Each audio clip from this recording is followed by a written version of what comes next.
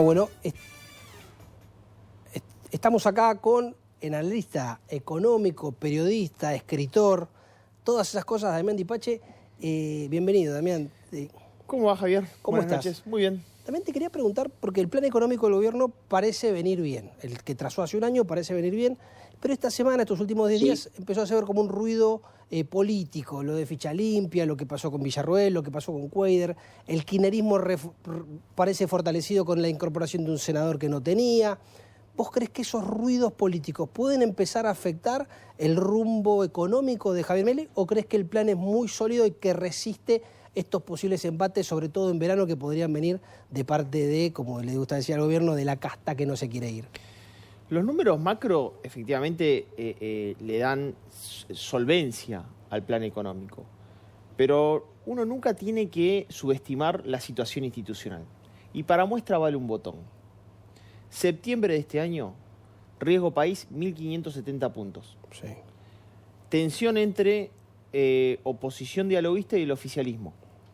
Se genera un diálogo entre esa oposición dialoguista y el oficialismo. Con lo de los decretos. Con el tema de los vetos, perdón. De los vetos. Veto de ley previsional. Sí.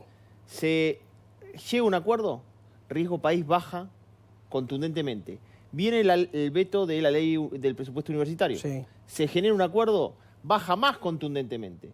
El número tiene que ser acompañado por la institución, porque vos le das previsibilidad institucional al propio programa económico que estás haciendo. Porque vos el programa económico obviamente lo manejás desde la macro, pero la previsibilidad institucional te permite reformas estructurales que necesita el gobierno por delante para consolidar esa macro. Claro. Bueno, le damos lugar al dueño del programa, a ver qué pregunta el dueño del programa.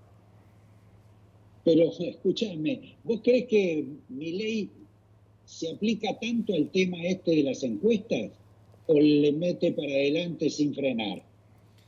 No, Roberto, yo creo que al contrario, creo que es anti-encuesta. Yo creo que debe leer las encuestas y las rompe, pero me parece que tuvo cambios importantes. Si vos me decís cuáles son las dos situaciones donde la sociedad de alguna manera le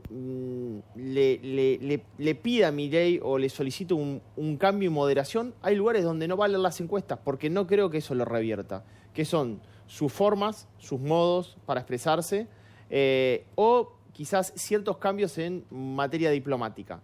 Ahora, yo no creo que Milei justamente sea pro encuestas o ver qué encuesta dice. Pues si fuese por eso, imagínate que los cambios contundentes que generaron respecto del nivel de ajuste de las cuentas públicas, de recorte, de reforma estructural del Estado, de situación respecto de descentralización o quita de burocracia en toda la estructura del Estado, no lo hubiese hecho porque la encuesta le hubiese dado mal. No lo hagas porque efectivamente te va a ir mal. Y sin embargo, tuvo un acople social que lo vio bien en relación al revisionismo histórico de lo que esa complejidad en la economía venía aconteciendo, y además, obviamente, los desvíos de corrupción que había en el medio, ¿no?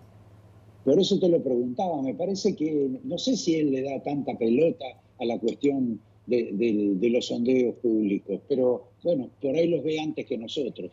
Pero antes de seguir, de hablar de economía y dos o tres cuestiones fundamentales que también quiere preguntar Javier. La gente saca los ahorros porque no tiene mucha alternativa, escupe los dólares, como dice Milei, descubrió que quedarse en dólares era un mal negocio. Ahora se ha llegado a un determinado punto. Las acciones, los títulos, el carry trade, llegó a un punto importante. Algunos ganaron mucho, pero se creció mucho.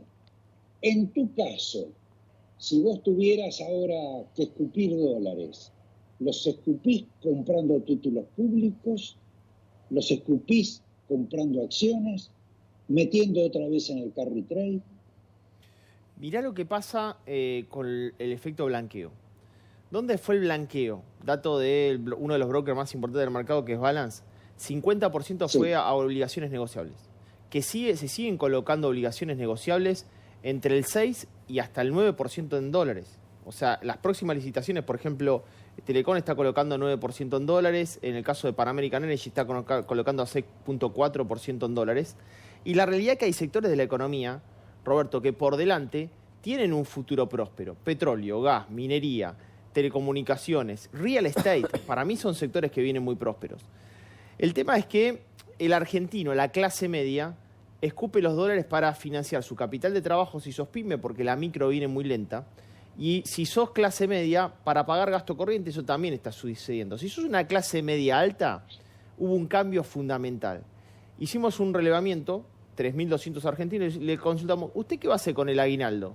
El año pasado, Roberto, número punto 1, se estoqueaba en el supermercado, y el 2 iba al billete, compraba dólares. Este año, estoqueo en el supermercado, dentro de 10 opciones, último puesto. El peso le gana a los bienes. Y el dólar, el billete, pasó a la tercera opción. Sigue estando, porque muchos compran efectivamente para irse al exterior, o muchos dicen, bueno, pará, la cultura monetaria argentina está arraigada en mis intestinos y en mi pensamiento respecto de la previsión de nivel de ahorro. Entonces también van al billete, pero ya pasó a tercera posición, ¿no? Ahora, el otro día escuchamos el discurso de Milei, haciendo una suerte de balance de su gestión, donde explicaba, bueno, fundamentalmente todo lo que había corregido del gobierno anterior, la crítica al gobierno anterior, a todos los gobiernos anteriores, y finalmente que él había cumplido con una promesa, que era la de bajar la inflación, y olvidó decir que no había prometido bajarla tan rápido, pero la verdad que la bajó tan rápido. La pregunta que uno lo mueve ahora, si bien esa es una ganancia que tiene el gobierno en términos políticos, no sé cuál es la que va a tener para el año que viene. ¿Cuál ves que podría ser esa especie de zanahoria con la cual podría tentar al electorado? La tengo clara. Va a sustituir planes sociales por crédito. Porque el crédito no va a parar de crecer en Argentina. Y a la clase media, yo, viste que analizo fuertemente la micro, y que te dé un crédito hipotecario es pensar a futuro. Que vos puedas sacar un crédito, un bien durable, un auto, una moto, un electrodoméstico, artículo para el hogar, etcétera, a partir de un recorte incluso de tasa que yo preveo que va a hacer, me parece que eso va a mostrar que el modelo económico es decir, yo no te regalo plata, pero te puedo dar crédito y te lo puedo. Si la inflación baja, si efectivamente a lo largo del tiempo para los bancos no terminan siendo negocio las letras fiscales de liquidez y me piden más encaje, el crédito va a ser muy abundante en el mercado. ¿Por qué? Porque ya no va a tener que financiarme a mí, ya no va a tener que financiar mi déficit los bancos, van a tener que efectivamente ir a competir al mercado. Yo creo que ese va a ser uno de los principales puntales de campaña de Milei hacia la clase media el año que viene. No te regalo planes, no te subsidio, pero sí te doy crédito. Y te bajo la inflación, obviamente. Te doy estabilidad y te doy crédito. Javier. También yo te quería preguntar, con esto que ahora empezaron a insistir de nuevo los industriales y algunos con el tema del atraso cambiario, que incluso Milei puso una luz amarilla diciendo, si el dólar baja muy rápido me quiebra algunos sectores. ¿Vos cómo ves esta cuestión del dólar planchado, incluso bajando? ¿Crees que tiene que impulsar al gobierno a tomar algún tipo de medida al respecto o crees que por ahora estamos bien? Hasta ahora la generalidad por parte de la política cambiaria, es decir, cuando tengo un retraso cambiario, devalúo. Sí. Entonces afecto a los 47 millones de Argentina. Yo creo que tenés que mandar a taller mecánico a ciertos sectores. ¿Cuáles son esos sectores? Bueno, probablemente el agro esté complicado. Probablemente el sector industrial esté complicado. Entonces yo vería qué harían esos sectores para relajar esa situación. Hasta ahora Milei, o sobre todo Caputo, oxigenó el tipo de cambio, que efectivamente está, o sea, hoy el valor tipo de cambio está noviembre, diciembre de 2023 antes que asume Milei, antes de la devaluación. Bien, o sea que efectivamente se va retrasando. Y nos complica mucho la situación de la devaluación del real brasilero, porque es un país con el cual competís en los mercados y además es socio comercial. Entonces, yo vería decir, ¿qué voy a hacer para oxigenar ese tipo de cambio en el tiempo hasta eventualmente elevar el cepo? ¿Qué hizo hasta ahora? Bueno, por ejemplo, el agro le eliminó aranceles para importación de fertilizantes y herbicidas. Ahora vas a tener un recorte nuevamente de eliminación de impuesto país. Hacia adelante, le tenés que poner lubricante. Bajar las retenciones, por ejemplo. Exactamente, bajar gradualmente las retenciones y darle estímulos a esos dos sectores fundamentalmente que van a quedar descalzados. Claro. Van a quedar descalzados ante un tipo de cambio. Porque Roberto me preguntaba antes y quizás a mí omití algo importante también respecto de qué va a pasar con el mercado cambiario. Si el plan de gobierno se concreta, o sea, esto como una apuesta. Sí. si el plan de gobierno se concreta, van a ingresar muchos dólares por la cuenta financiera. Entonces, probablemente vayas a un retraso cambiario, claro, con una balanza comercial superavitaria. Entonces, tenés que oxigenar ese tipo de cambio. Y para mí, las reformas estructurales que plantea el gobierno, por ejemplo, reforma tributaria, que lo anunció el gobierno el otro día, no le llega, no te da el tiempo, no está la sintonía entre voy a generar una mejora de la competitividad del tipo de cambio con baja de los impuestos. Sí. No te va a dar, tampoco te va a dar el superávit. Claro. Sí, Javier. No, hablabas de Brasil y esta especie de crisis que tiene que aumentar en el IVA y demás. Y algo que está pasando, cambia de signo político en Uruguay, otro de nuestros vecinos, y que parece que tener también, o va a tener políticas más irresponsables en materia fiscal y demás, o se presume ese tipo de modelos en los vecinos. ¿Nos favorece o nos perjudica? Bueno, primero ahora tenés un Javier Milei empoderado en el Mercosur, que determinará el que pasa con Argentina en el Mercosur. El caso de Brasil es diferente al caso de Uruguay. El caso de Brasil, fíjate que está pasando por una crisis importante. Sí.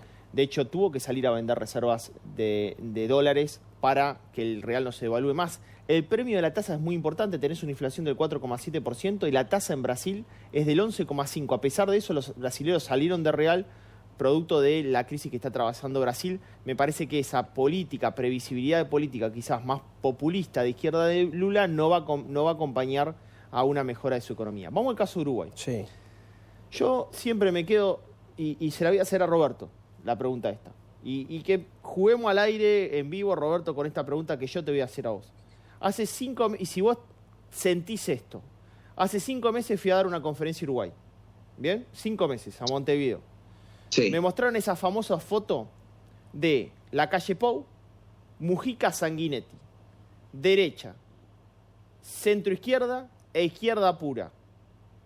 En esa foto era casi una respuesta semiótica de la economía. El norte de Uruguay es siempre el mismo. Tenemos leves diferencias para llegar al norte.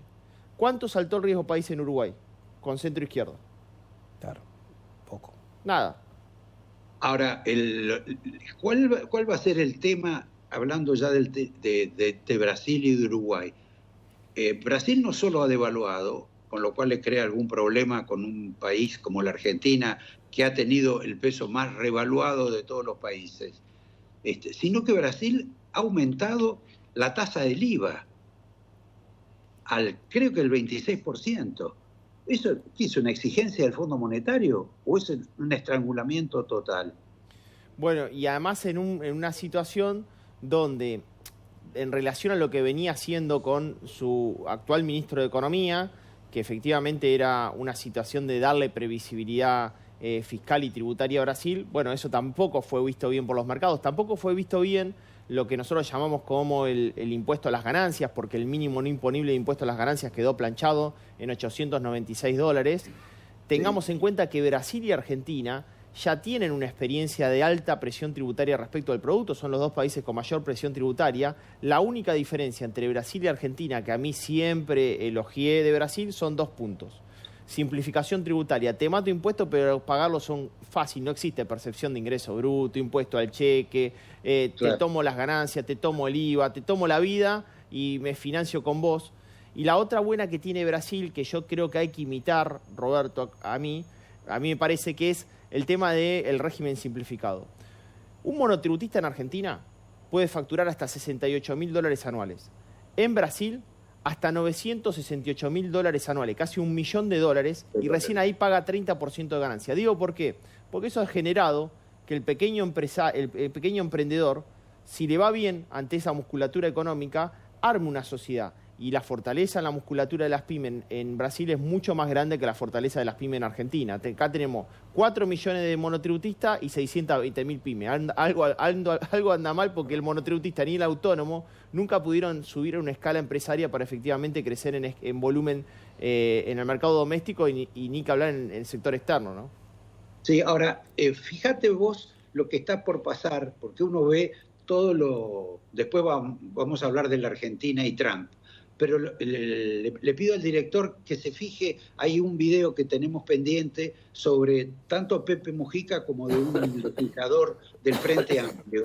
¿Cuánto va a afectar a los argentinos que han ido a no pagar impuestos al Uruguay, a los extranjeros que vienen a depositar su plata o invierten en el Uruguay porque tienen miedo que haya guerra en Europa, de pronto personajes que te dicen que van a aplicar impuestos distintivos, por ejemplo, con el tema del IVA. Escuchá esto, que supongo que el director lo tiene, las dos reflexiones, una de Mujica y otra de este representante del Frente Amplio. Se precisa un gesto de solidaridad de los que pueden. Lo resuelva metiéndole la mano en el bolsillo a 40, 50 mil tipos que tienen posibilidad. Y por tanto pagamos el mismo IVA quien gana $1 millón o quien gana 10.000 pesos.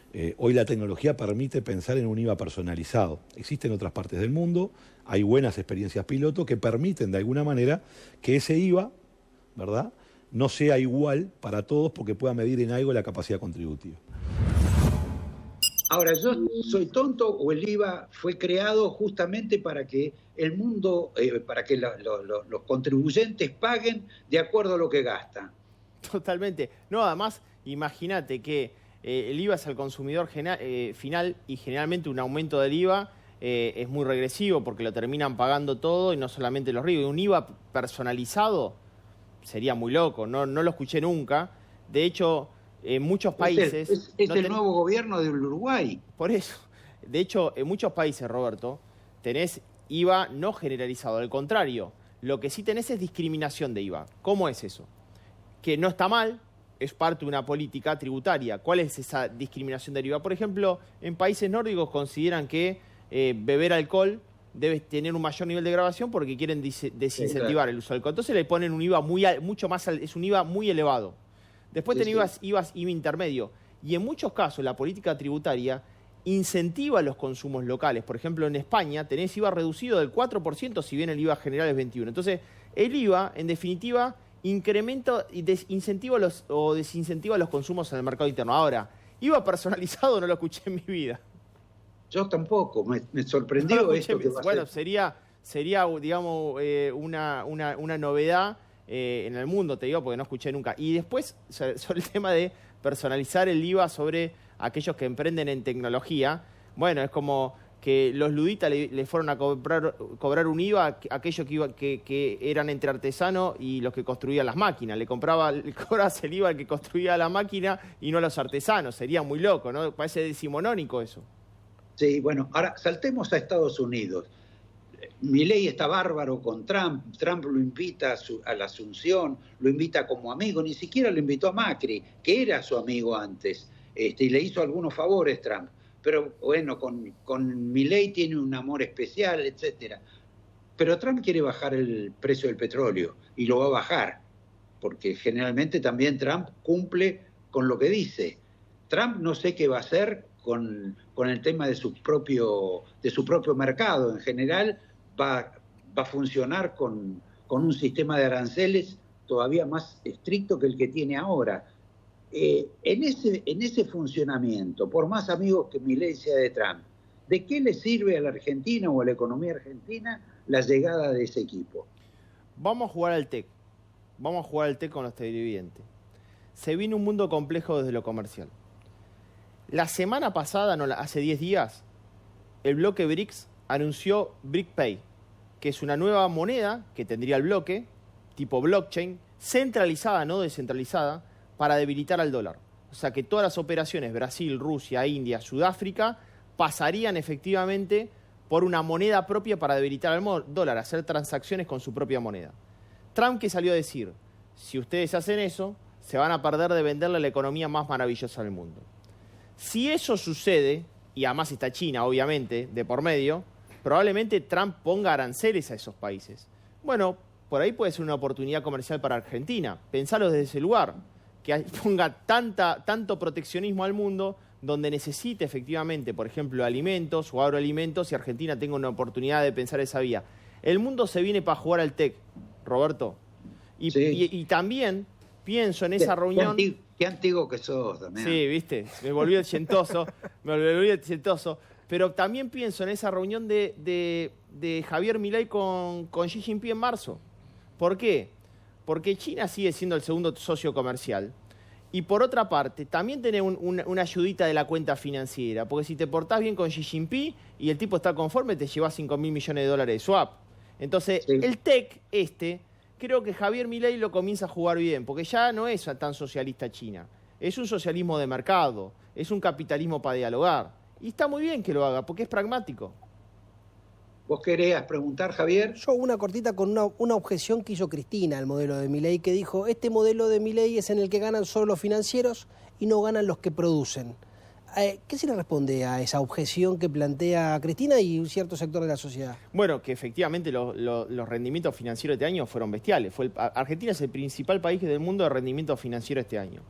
¿Cómo le fue a la micro este año? Y la realidad que no la podés evaluar tan objetivamente porque venías de un cuadro macroeconómico. Hay que corregir muchas cosas. Muchas cosas. Ahora, hacia adelante, ¿qué es lo que yo veo respecto de otra etapa de gobierno? Bueno, que hay voluntad por parte del gobierno de ir ayudando a esa micro. Arrancó por 2 etapas, que es reforma estructural del Estado y desregulación, o sea, sacarle regulación a la micro. Obviamente tiene que avanzar con reforma tributaria, reforma laboral y efectivamente generar condiciones de competitividad en el mercado para que una pyme pueda producir en Argentina. Para un Hoy segundo, sí. para un segundo. La reforma laboral no la tenían incluida ni siquiera para extraordinarias, y ahora ni siquiera va a haber extraordinarias. Bueno, a mí me preocupan dos. Si vos me decís qué es lo que le está faltando para que esa persona pueda producir y competir en el mercado, 2 puntos. Uno, se habló en un momento, pero quedó a mitad de camino. Y el otro ni se habló, Roberto. El primero que quedó a mitad de camino es reforma laboral. Porque vos tenés que bajar la litigiosidad en Argentina y no puede ser que un órgano tripartito determine cuándo bloqueo o no bloqueo de una planta. No se va a generar empleo y vos de ahí dependés la generación de activos para financiar pasivo, es decir, jubilado y sistema previsional. Y la segunda, que ni se habla, yo la voy a meter en todos lados, es tema transporte. Argentina tiene un alto costo de transporte, Argentina no proyecta sus sistemas de transporte en forma integrada y no creo que todo se pueda hacer con inversión privada, Roberto. Yo creo que ahí la inversión pública es necesaria. No creo, porque Argentina tiene una celeridad por tanto retraso, que Argentina necesita mejorar puertos, necesita mejorar caminos y rutas, y necesita integrar lo que es transporte de carga por tierra con trenes y barcaza. De hecho, solamente el transporte de carga, tenés 80% de transporte de carga en San Lorenzo, en Puerto San Lorenzo, de granos, pero solamente representa, no llega al 1% del transporte total en Argentina, y es lo más barato. Entonces y ahí tenemos la mejor hidrovía de América Latina. Entonces, hay mucho y no se trabaja absolutamente, o no escucho al gobierno hablar este punto. ¿Vos, Javier, querés despedirlo? Sí, no, me están avisando que vos no escuchás y que tenemos que despedirnos, que hay que hacer el cierre, así que te lo dejo en tus manos. No los quiero escuchar porque me parecía interesante lo que estaba hablando el compañero. Pero bueno, te despedimos y